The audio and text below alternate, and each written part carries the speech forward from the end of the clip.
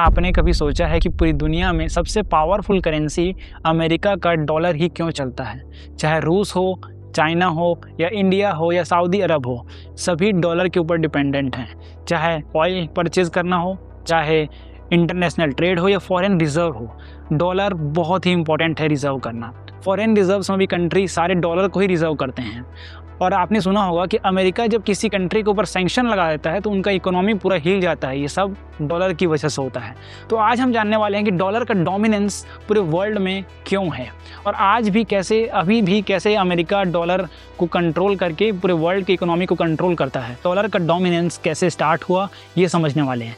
चलिए आइए शुरू करते हैं, समझते हैं ब्रेक डाउन करके। स्टार्ट करने से पहले लेकिन सवाल यह है कि आखिर ऐसा क्या हुआ कि अमेरिका का डॉलर पूरी दुनिया का राजा बन गया? क्या डॉलर हमेशा से ही इतना पावरफुल था? क्या भविष्य में डॉलर की डोमिनेंस खत्म हो सकती है? और अगर डॉलर गिर गया तो पूरी दुनिया पर क्या असर पड़ेगा? आज हम इसे बिल्कुल सिंपल लैंग्वेज में समझने वाले हैं। पहले समय में कंट्रीज गोल्ड पर भरोसा करती थी। करेंसी की वैल्यू जो है गोल्ड से देखी जाती थी। मतलब अगर कोई कंट्री के पास बहुत ही ज़्यादा गोल्ड होगा, मतलब उसका करेंसी स्ट्रांग होगा। पहले की सिचुएशन में ऐसा केस था।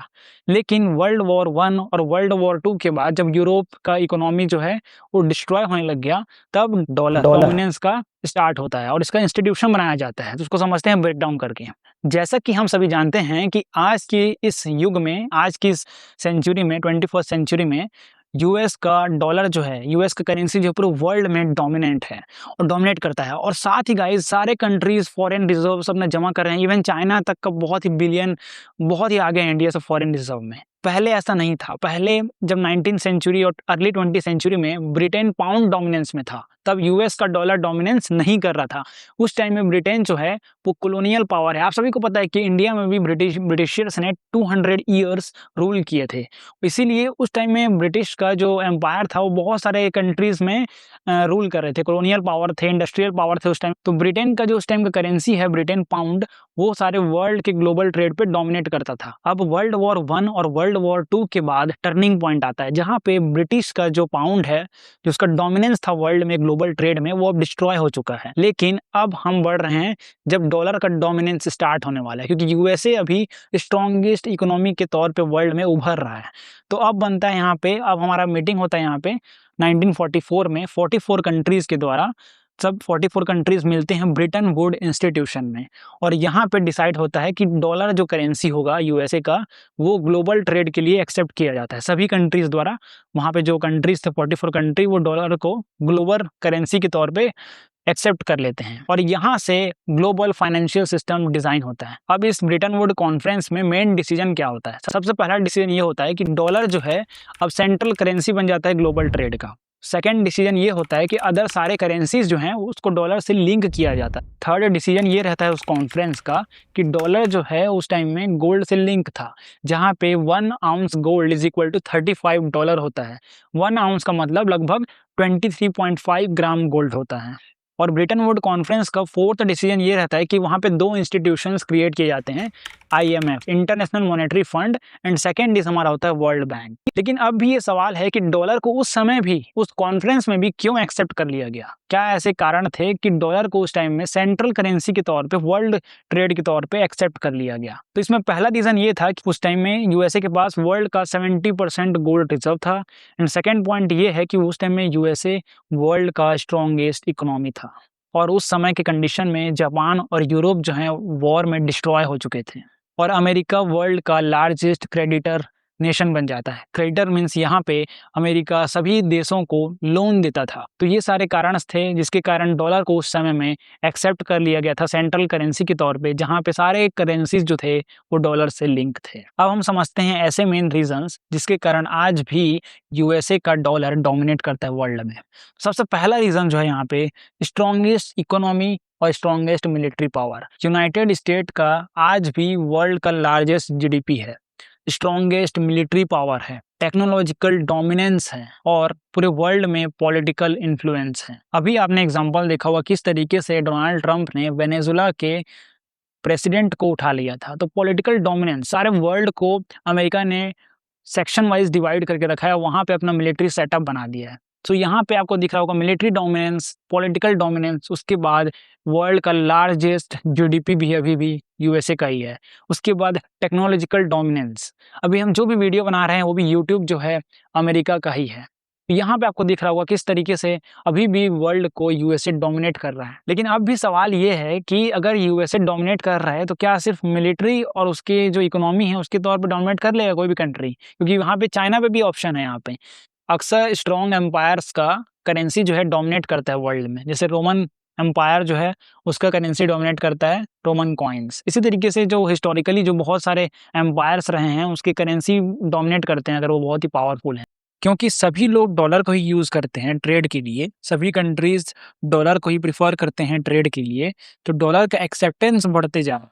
जैसे कि एग्ज़ाम्पल है हमारे पास, अगर व्हाट्सएप का कोई पर्सन यूज़ कर रहे हैं बहुत सारे, तो हमें अगर उनसे चैट करना है या मैसेज करना है तो हम व्हाट्सएप को ही डाउनलोड करते हैं। तो यहाँ पे नेटवर्क बन रहा है, मतलब एक के कारण हम दूसरा भी व्हाट्सएप डाउनलोड कर रहा है।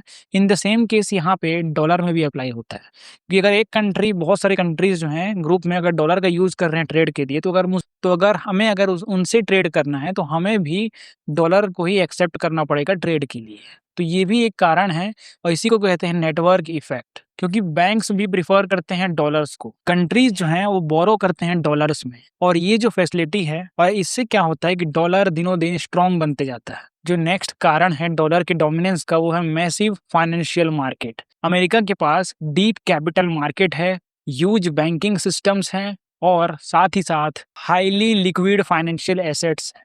Foreign government and investor easily US treasury bonds खरीद सकते हैं, यूएस के एसेट्स में इन्वेस्ट कर सकते हैं और रिजर्व भी कर सकते हैं। ये फैसिलिटी सिर्फ अमेरिका ही प्रोवाइड करता है, नो अदर कंट्री ये फैसिलिटी को प्रोवाइड करते हैं। जो नेक्स्ट कारण है डॉलर के डोमिनेंस का वो है डॉलर का ग्लोबल ट्रेड में यूज़ होना। क्योंकि according to the bank of international settlement, ये कहता है कि वर्ल्ड का जो 88% फॉरेन एक्सचेंज होता है वो डॉलर में ही होता है, जबकि इसमें कई बार यूएसए का ग्लोबल ट्रेड में इन्वॉल्वमेंट होता भी नहीं है, लेकिन फिर भी डॉलर का फॉरेन एक्सचेंज के तौर पे यूज़ होते रहता है। क्योंकि एक कंट्री दूसरे कंट्री के साथ कोई प्रोडक्ट एक्सचेंज कर रहा है, इंपोर्ट कर रहा है, तो वहाँ पे डॉलर का ही यूज़ करके ट्रांजैक्शन होता है। इससे भी डॉलर का डोमिनेंस जो है और स्ट्रॉन्ग होता है। लेकिन आज के इस वर्ल्ड इक्वेशन में सभी कंट्रीज चाहते हैं कि डॉलर के ऊपर उनका डिपेंडेंस कम हो और वो अपने कंट्री को यूज़ करे ट्रांजैक्शंस के लिए, ग्लोबल ट्रेड के लिए। तो सभी चाहते हैं कि डी डॉलराइजेशन हो, डिपेंडेंस कम हो डॉलर का, और वो ग्लोबल ट्रेड अपने करेंसीज में कर पाएँ। फॉर एग्जांपल यहाँ पे चाइना हो गया, रशिया हो गए, सारे प्रयास कर रहे हैं कि उनकी करेंसी को इतना स्ट्रॉन्ग किया जाए कि वो खुद ट्रेड करें, उनका एक्सेप्टेंस इतना बढ़ जाना चाहिए। वैसे चाइना कई बार अपने करेंसी का यूज़ करता है ट्रेड के लिए, चाहे ऑयल परचेज करना हो, इंपोर्ट करना हो, लेकिन फिर भी इतना कम नहीं हो पाया है कि डॉलर से इंडिपेंडेंट हो जाए वो। डॉलर का अभी भी चाइना बहुत यूज़ करता है और फॉरेन एक्सचेंज के तौर पे उसे रिजर्व कर रहा है। ब्रिक कंट्रीज़ में, जिसमें इंडिया भी शामिल है, उन्होंने ट्राई किया था कि अल्टरनेटिव ट्रांजैक्शन सिस्टम बनाया जाए, जिस रुपीज़ का यूज़ करके ये कंट्रीज़ जितने भी ब्रिक्स में हैं वो ट्रेड कर सकें। अब यहाँ पे सवाल ये है कि क्या डॉलर का डोमिनेंस खत्म होगा? इसका आंसर है हाँ, लेकिन धीरे-धीरे होगा। ये ग्रेजुअली स्लो प्रोसेस है, क्योंकि अभी देखा जा रहा है कि यूएस का जो डेट है वो उसकी जीडीपी से भी ज़्यादा हो चुका है। चाइना का इकोनॉमिक राइज़ हो रहा है। साथ ही अदर कंट्रीज़ जो हैं वो चाह रहे हैं कि डॉलर का डिपेंडेंस कम हो जाए। मतलब वो चाहते हैं कि अपने कंट्री के करेंसी को प्रमोट कर रहे हैं ट्रेड के लिए। क्योंकि अभी इंडिया जो है पिछले साल अपने रुपीज़ को रशिया के साथ ट्रेड में यूज़ कर रहा था, है ना? तो ये रशिया भी उसे एक्सेप्ट कर रहा था। यहाँ से भी दिखता है कि किस तरीके से कंट्री अपना प्रयास जारी रख रहे हैं कि डॉलर का डिपेंडेंस कम हो जाए। उसके बाद जो कंट्री, बहुत सारे अदर इकोनॉमीज़ जो राइज़ हो रहे हैं और अदर जियोपॉलिटिकल टेंशन्स जो दिख रहे हैं आपको, उसके कारण भी यूएस डॉलर का डोमिनेंस कम होते जा रहा है। तो ये सब सारे कारण हैं जिसके कारण हो सकता है भविष्य में यूएस डॉलर का डोमिनेंस कम हो जाए। लेकिन अब भी ये सवाल है कि अभी भी क्यों, इस प्रेजेंट सिचुएशन में क्यों यूएस डॉलर का डोमिनेंस है?